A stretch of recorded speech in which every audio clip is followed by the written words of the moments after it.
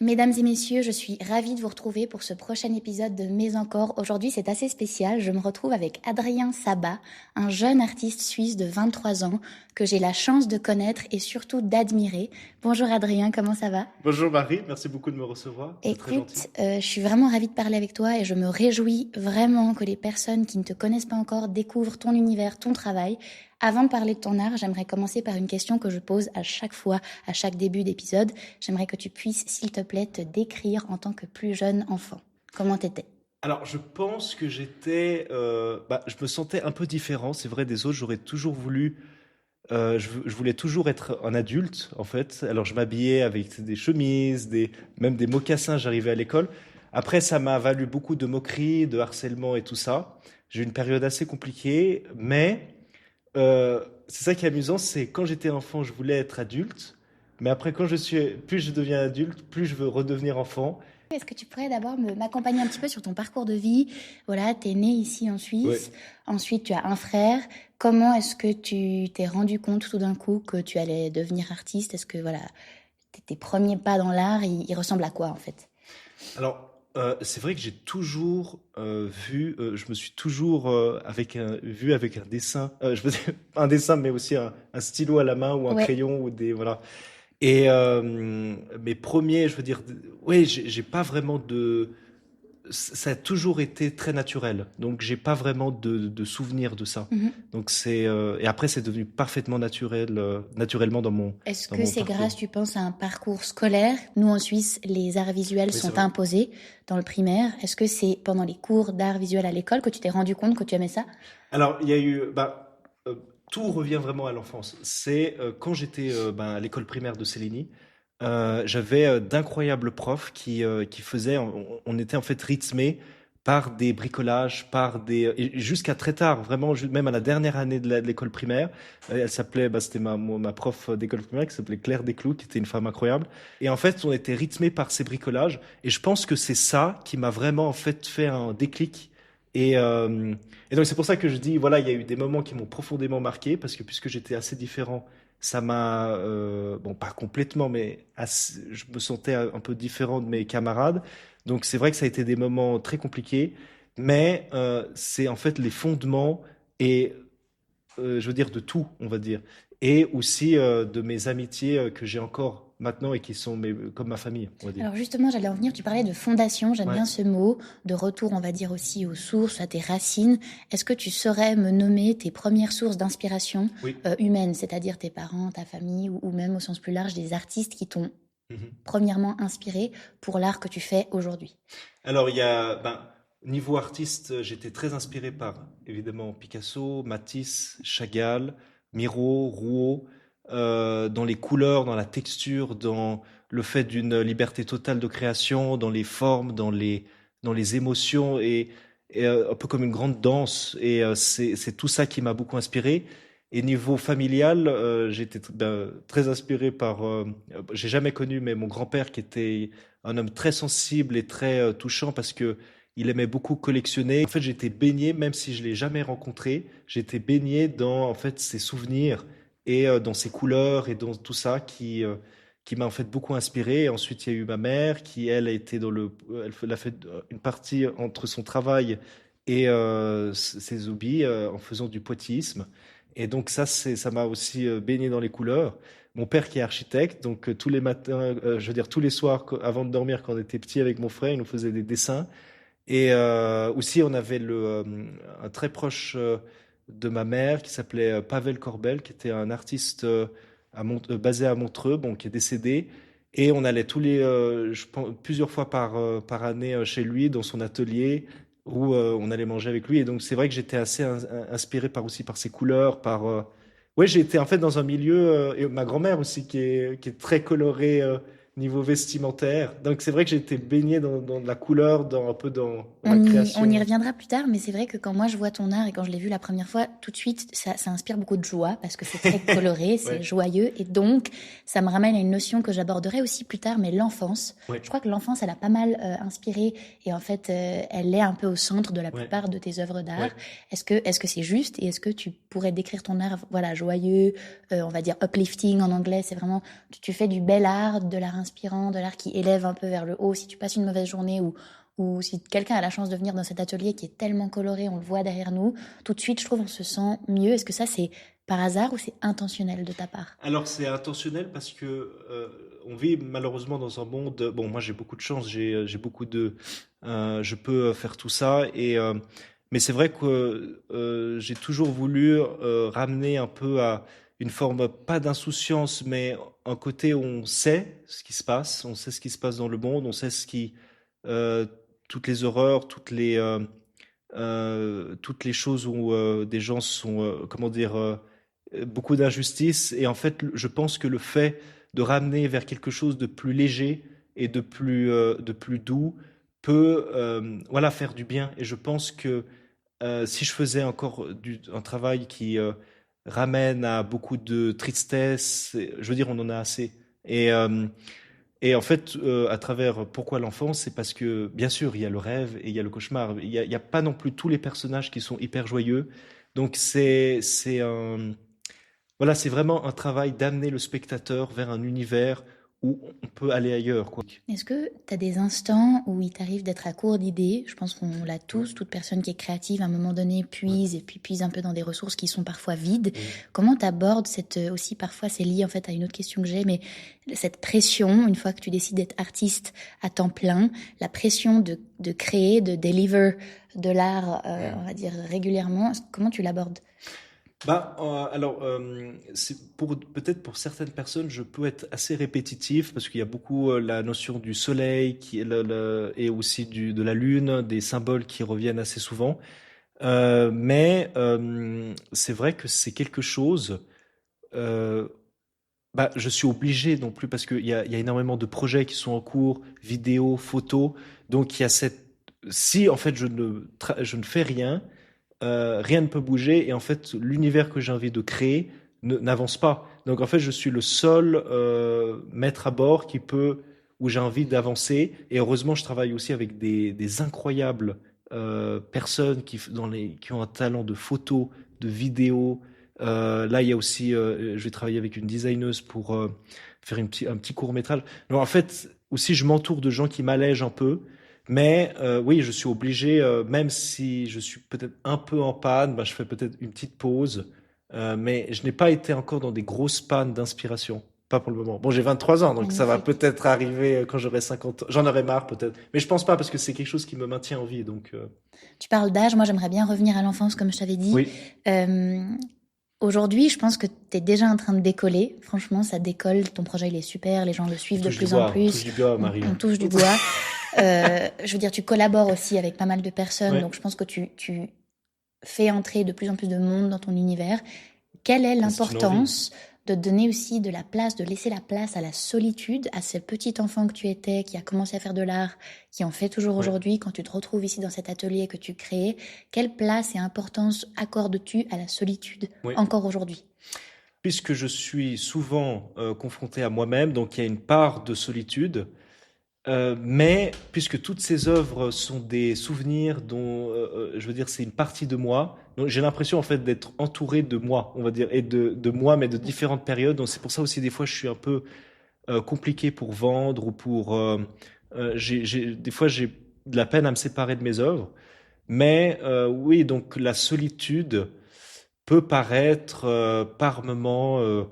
Euh, mais je me suis jamais vraiment encore senti pleinement seul parce que je suis très proche. J'ai beaucoup je veux dire, beaucoup de soutien, Mais je pense qu'on est tous des êtres solitaires finalement, et le fait que on se cache derrière peut-être un couple ou quoi, ça ne résout pas le problème. Je pense qu'il faut être confronté à la solitude parce que on va de toute manière se retrouver confronté un jour ou l'autre avec soi-même. Donc, je pense qu'il faut apprendre ça.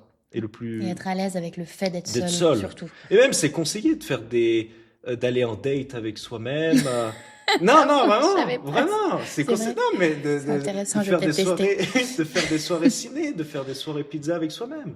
Et Intéressant. d'avoir que soi-même comme, amoureux, Comme quoi. meilleure compagnie. Oui, bah oui. Écoute, magnifique. Avant de passer à ce sujet-là qui Oui, vient plus tard dans l'interview, oui, t'inquiète pas. Moi, j'aimerais d'abord revenir sur tes sources d'inspiration. Quand je vois ton oui. art, moi, je suis une novice dans l'art. Je pense à de l'art pop. Ok. Est-ce que le pop art t'a Oui. inspiré? Est-ce que, je sais pas, quelqu'un comme Andy Warhol, ça te parle, ça te réveille, ça t'inspire, oui ou non? Alors Andy Warhol, c'est ça qui est très intéressant avec lui, c'est que ça a été un des premiers à faire cet art un peu industriel, mais c'est vraiment pour, ben, on va en discuter peut-être après, mais c'est pour la remise en question de qu'est-ce qu'une œuvre d'art, qu'est-ce qu'une œuvre d'art a, où est quelle est la place d'une œuvre d'art dans notre monde de consommation. Et comment aussi, bon, après oui, c'était un grand businessman, donc il allait dans des dîners avec plein de mondaines, il proposait ses portraits à 50 000 $, et donc il avait ce côté, il jouait avec ça, mais plutôt dans les couleurs, dans ce côté très, ouais, un peu de toucher à tout, parce qu'il a fait même, je crois, du papier peint, du papier peint en plus qui est avec comment on appelle ça, des chaises électriques pour un peu le côté provocateur et Ouais. je veux dire pour provoquer une sorte de questionnement politique à travers. Il dénonçait beaucoup la Oui, surconsommation. là, et il dénonçait ça. Donc oui, il y a. Très intéressant, ça m'emmène à une autre question qui est le rôle de la critique dans l'art. Parce que toute forme de travail est Ouais, critiquée. Forcément, un jour ou ouais, l'autre, tout ce qu'on partage sur Internet, bien ça va sûr. être critiqué. On doit l'accepter. Ouais. Quand tu fais de l'art et qui t'appartient, est-ce que toi, tu es très sensible à la critique ou tu es plutôt réceptif aux autres, surtout aux autres parfois très amateurs, qui vont venir critiquer ce que tu fais? Bah, dès que j'ai commencé, il y avait beaucoup de critiques dans le sens, oui, il y a même une personne qui est venue, je crois, vers ma mère et qui a dit, oui, ton fils, ton fils, je crois, qu'est-ce qu'elle a dit? Il n'a pas beaucoup de talent, mais il a de l'audace, il a de l'audace. Donc, en fait, donc oui, ça peut, donc, il faut écouter. Des fois, il y a des critiques très constructives, il y a des critiques qui te poussent vraiment dans le sens où ouais, tu devrais pas faire comme ça, tu devrais pas faire comme ci, tu devrais penser autrement. Ça, c'est constructif, mais de dire oui, j'aime pas. Après, oui, c'est normal. Mais je pense que quand il y a du travail derrière, quand il y a une technique et quand il y a vraiment une profonde recherche, je pense que tout travail mérite attention. Euh, je pense que un artiste doit être aussi comment dire, aussi une caisse à résonance de notre société. Donc ça doit être aussi un témoignage de notre époque, de qu'est-ce qu'on veut transmettre, qu'est-ce qu'on veut laisser.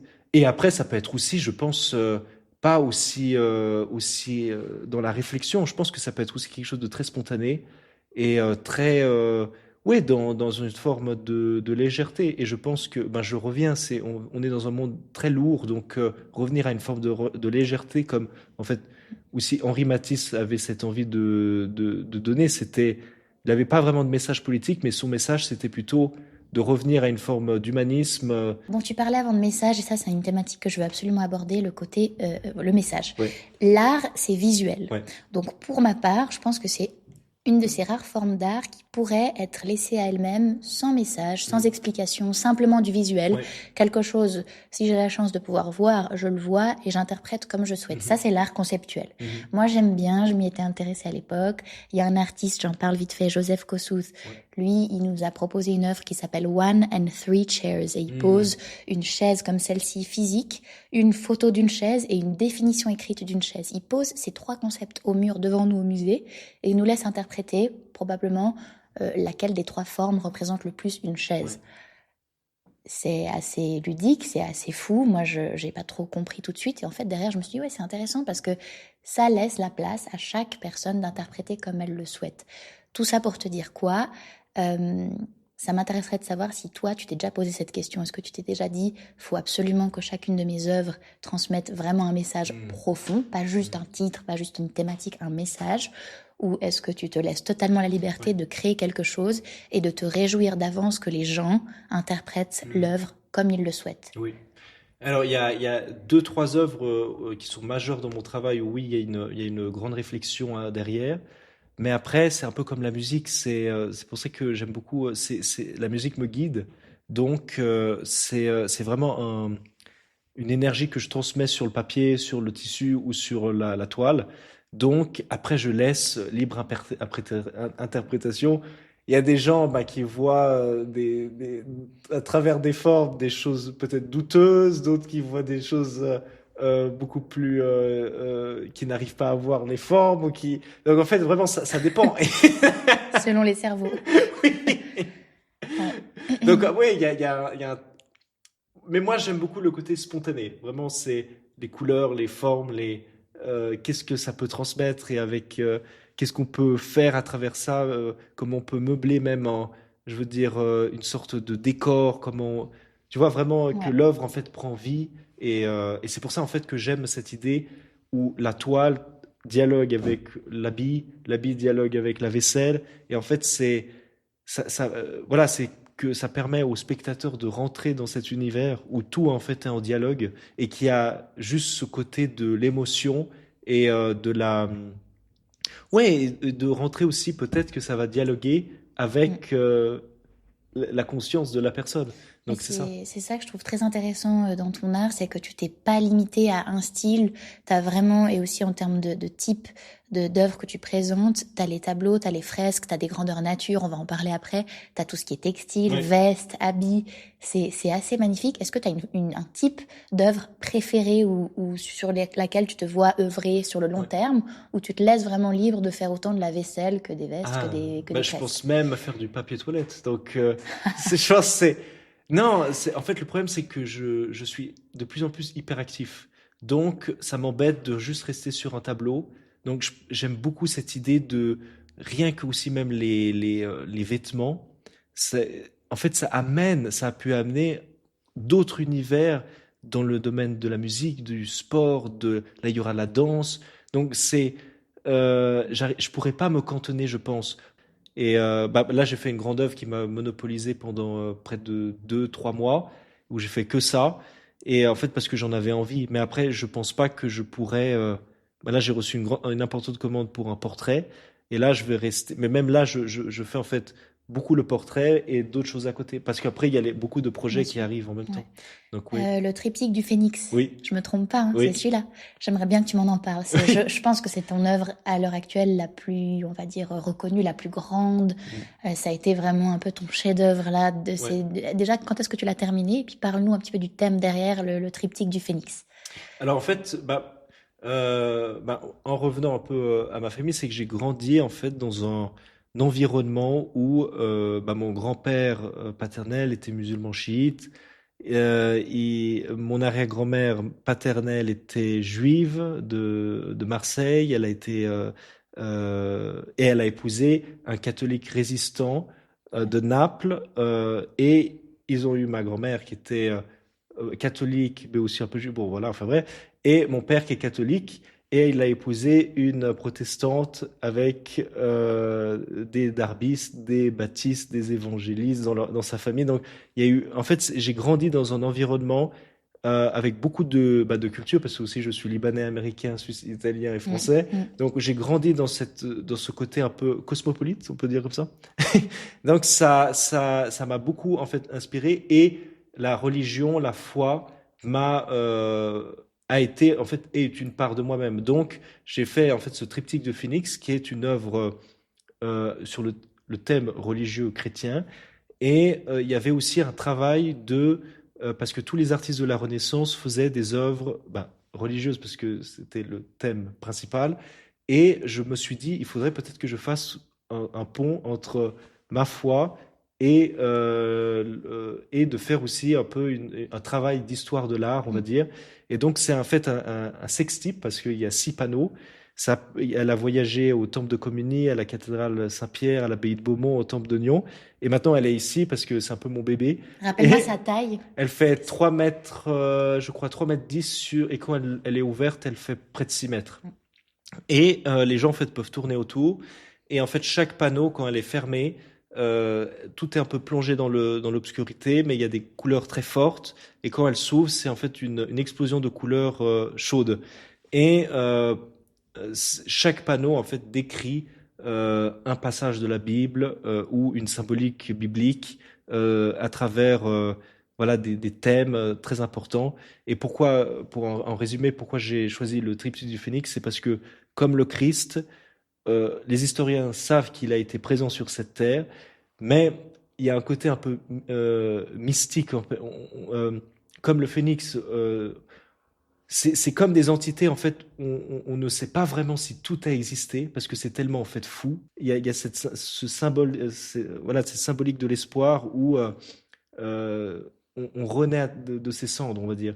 Et donc, c'est pour ça aussi que la figure du Christ est très, je veux dire, est assez intéressante, c'est parce que c'est un symbole de vérité, de, de tolérance, parce que beaucoup de religieux très fervents, non, je veux dire, comment dire, non, c'est plutôt les politiques où quand on mélange la religion avec la politique, ça peut vite dévier et on s'éloigne du message concret, c'est-à-dire aimer son prochain, le message de tolérance, le message de paix. Et je pense que voilà, c'est pour ça que le Christ a une image très forte, Ouais, on va il a dire. Je veux dire, une place importante et centrale dans cette œuvre, puisqu'il est quand oui, même au milieu il est de au la milieu. fresque ou Ouais, du tableau du ouais. milieu. Moi, je trouve ça très beau. Déjà, merci de partager avec autant de détails, de passion. Ça se voit, il est artiste, il aime ce qu'il fait, c'est beau. Et surtout, je te félicite parce que je trouve ça courageux. Je trouve que tu es tout à fait dans l'air du temps, mais à la fois, parfois, tu nous ramènes culturellement, religieusement à des concepts dans lesquels on se penche peut-être moins Hmm. aujourd'hui, en tout cas dans mon entourage. Donc, je trouve ça beau et courageux et je te remercie. Ah, merci. Et j'aimerais revenir sur une prochaine question plus personnelle euh, par rapport à la place d'un jeune artiste de 23 ans dans la société aujourd'hui. Toi, tu as un frère, tu as des amis de ton âge, on a le même âge. Est-ce que ça a été parfois difficile de sacrifier une partie de ta vie de jeune étudiant, peut-être un peu plus ordinaire, je le dis, Hmm. hein, franchement, pour celle d'un Adrien Sabat, artiste de 23 ans, qui a choisi de pas partir à l'université comme tout le monde? Comment tu réfléchis à tout ça? Alors, puisque je suis des fois un peu en décalage avec les gens en général. Mais on aime ça.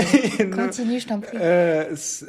ouais, des fois dans des conversations, je suis un peu, je comprends pas très bien, je veux dire, mais bon, enfin bref, mais Tu me fais rire.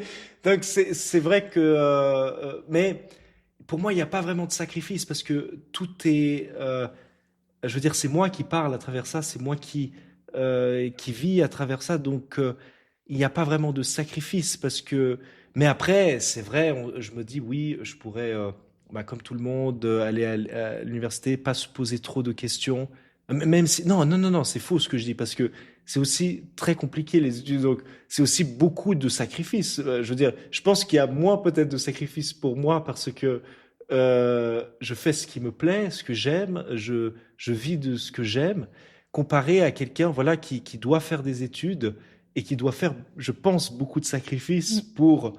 Ouais, c'est intéressant je comment pense. tu le tournes, tu Ouais, le non, retournes en fait, bah et oui. c'est intéressant. Parce que quelqu'un qui est obligé de faire des études, qui est obligé euh, voilà, d'avoir ce papier, de sacrifier beaucoup de moments en famille ou entre amis. Moi, c'est vrai que j'ai cette chance de pouvoir être très flexible avec mes horaires et tout ça.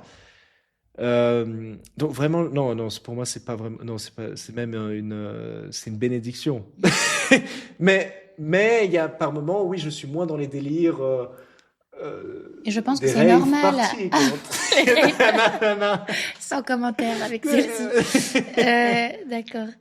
Moi, j'aimerais venir à la prochaine question qui parle, ouais, d'amour, d'entourage. Et puis, je te parle pas que d'amour au sens Ouais. amoureux, mais quand, de nouveau, quand t'es artiste, que t'es pas dans la vie d'étudiant de tous les jours, tu as Oui, peut-être moins de rencontres, t'as pas moins oui. d'amis, mais tu as moins de sollicitations sociales au quotidien, je pense.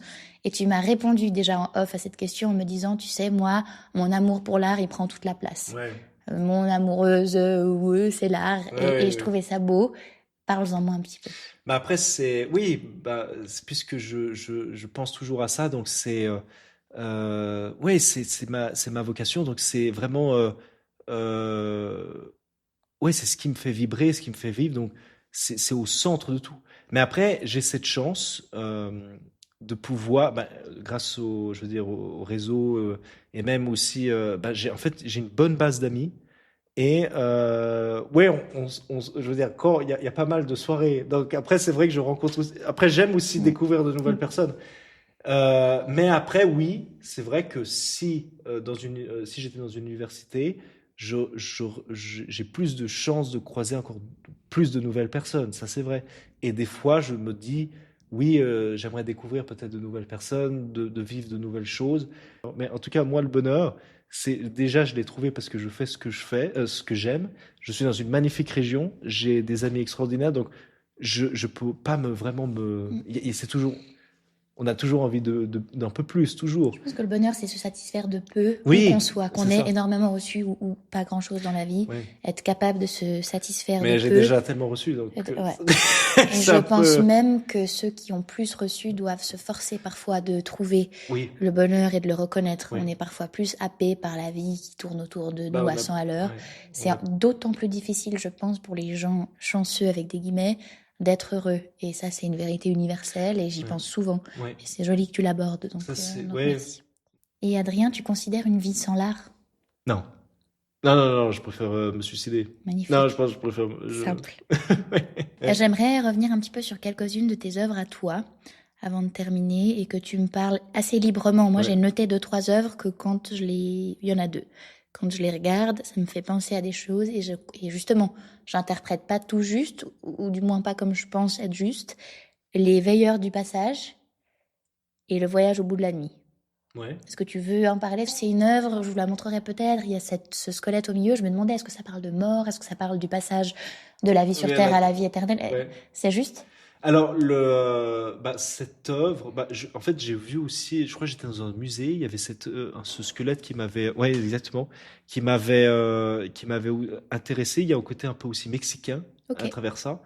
Euh, mais je pense que, de toute manière, la mort fait partie un peu du quotidien. Donc, Mm. quand on prend conscience que on va mourir un jour et qu'on va plus être sur cette terre, ça fait que chaque jour est un peu, on va dire, une bénédiction. Encore une fois, si on a la chance de vivre dans une vie relativement vivable, on va dire. Juste. Mais la mort fait partie de, je pense, de la vie. Et c'est pour ça un peu j'ai envie de revenir avec une forme de spiritualité, c'est que peut-être qu'il n'y a rien après, peut-être qu'il y aura rien, peut-être que de croire en une entité supérieure peut paraître un peu folle ou ridicule, mais je pense qu'en croyant à quelque chose de plus grand, pas un bonhomme barbu qui est dans ses nuages et qui danse et qui dit Hey Adrien, bienvenue au paradis ou en enfer, je sais pas quoi.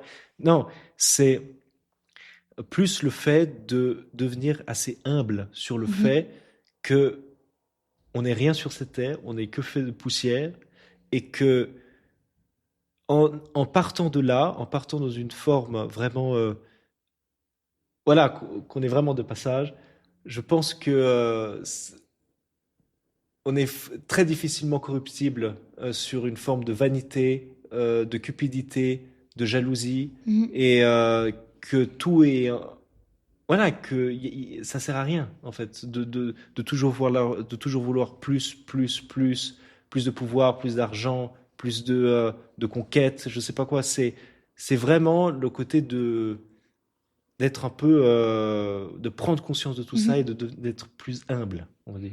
Et le prochain tableau dont je voulais te parler, que j'aime énormément, Ouais. qui est vraiment, vraiment très intéressant, il se passe plein de choses, Je sais pas si j'ai c'est répondu Le à tes questions. voyage au bout de Ah la bon. nuit. Si?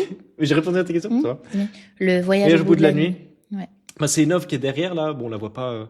Alors c'est une œuvre avec qui a été un peu parce que avec ce fameux prof de français que j'ai eu au SIC, parce qu'on a eu ce livre à lire, pardon, au collège, on avait eu ce livre à lire et il m'avait beaucoup inspiré.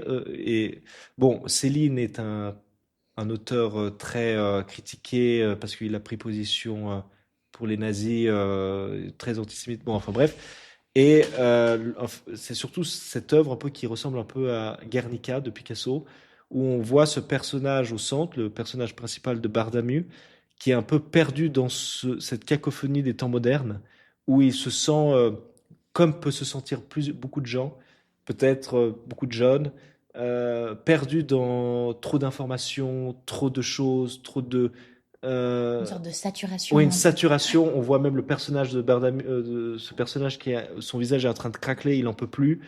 Il est cerné de toutes parts. Oula, il est cerné de toutes parts. Et ouais, c'est une œuvre, je dirais, majeure de mon travail. Et pourtant, je l'ai pas faite en beaucoup de temps, à peu près 9 heures de temps. Ah Et ouais. elle fait 3 mètres sur 9 2 heures mètres pour 50. ça? Ouais, Non. non, près de 5 mètres, je pense. Mais 5 vous vous mètres rendez pas sur 2 compte, mètres mais elle 50. est énorme, cette œuvre. Et Je crois pas, moi je mets ouais, 9 heures pour faire un poisson sur une toile. c'est une explosion de couleurs, de formes et tout ça. Magnifique. Adrien, prochaine question qui m'est Oui, chère, la suite au niveau des collaborations. T'en oui, fais plein. Si vous suivez sa page Instagram, vous verrez tout le temps des vidéos de foot, de patinage artistique, de danse, de toutes sortes d'arts. Enfin voilà, tu collabores de plus en plus. oui, Évidemment, la collaboration t'est précieuse. Moi, j'aimerais savoir si tu peux donner des conseils aux autres, à oui. ceux qui veulent aussi commencer là-dedans. Comment aborder la bonne collaboration, comment oser approcher les gens, Ah oui. et puis voilà, simplement comment tu te positionnes par rapport à tout ça. Mm. Alors, il y a plusieurs choses avec la collaboration. C'est de un, il faut être, déjà, il faut que ça vienne. C'est très compliqué de donner je veux dire, des conseils, de conseiller les gens parce que chacun est différent, donc c'est très compliqué et chacun a un parcours différent. Mais tout ce que je peux dire, c'est de rester authentique. L'authenticité quand chaque chose est faite de manière sincère, les gens le sentent. Donc, il y a une réception de ça. Donc, je pense que si quelqu'un veut lancer son truc de manière sincère et très travailleuse, a un minimum de chance, euh, a l'opportunité de le faire, il faut foncer. Et après, les collaborations, je veux dire, moi, je me prends plein de portes dans la figure, hein. Je suis un amateur de portes dans la figure. Donc, je dirais, sur 10 projets, il y en a peut-être que maximum 4 qui peuvent apparaître au jour. J'aime bien poser aussi, on revient à l'enfance, tu parlerais au plus jeune Oui, Adrien si tu pouvais, oui. et si oui, qu'est-ce que tu aurais à lui dire à ce jeune homme? Alors, en fait, le petit garçon qui est en moi, quand j'étais petit, je rêvais de faire des constructions en bois, de faire plein de choses, de bricolage et tout ça. Et je n'arrivais pas parce que j'avais des petites mains, j'arrivais pas à tout faire tout ça et j'avais pas aussi la pleine conscience de tout ça. Donc, je pense qu'il serait heureux, mais il dirait, Adrien, tu peux aller encore plus loin. Il y a encore plein de choses, plein de rêves encore à réaliser. Et je pense que c'est ça, c'est pour ça que je pense, il y a aucune chance que vraiment que j'arrête définitivement parce que on peut aller toujours plus loin. C'est un univers qui est, grâce aux vêtements, grâce aux gens en fait qui m'entourent, qui veulent de plus en plus travailler avec moi et tout ça, c'est le fait que euh, on peut tellement aborder tellement plus de sujets, tellement concevoir de nouvelles choses. Donc, il pourrait pas y avoir vraiment de fin parce que, et même si s'il y a une fin, c'est peut-être quand je serai mort. Peut-être que ça continuera, mais à travers autre chose. Mais mes œuvres que j'aurais laissées ici seront le témoignage de moi sur cette terre. Donc, c'est peut-être aussi pour ça, c'est le signe de la mort. Je pense qu'il faut pas le prendre comme ça parce que si je meurs, il restera toujours une part de moi-même ici, Bien sur sûr, cette terre où des gens. si tu meurs, ton art il perdure, et je pense Voilà. qu'en fait, Après, à l'heure dans actuelle, 2000 ans, je sais pas. Mais l'art est immortel, on peut le peut-être. dire, je pense. Donc, je pense qu'on va s'arrêter là-dessus. C'est assez beau, mais Euh, merci beaucoup, Adrien Sabat. J'espère vraiment pour ceux qui ne le connaissent pas, je répète, sur Instagram, on te trouve comment? Sabat, tiré du bas, art. Sabat-du-bas art, voilà, Adrien, et c'était vraiment un Merci plaisir de te beaucoup, Marie. parler. Et merci à tes auditeurs. Je vous remercie beaucoup d'être présent, d'avoir écouté. Ça nous touche énormément, je pense, aux deux. Et je me réjouis de vous retrouver très prochainement pour un prochain épisode de Mais encore.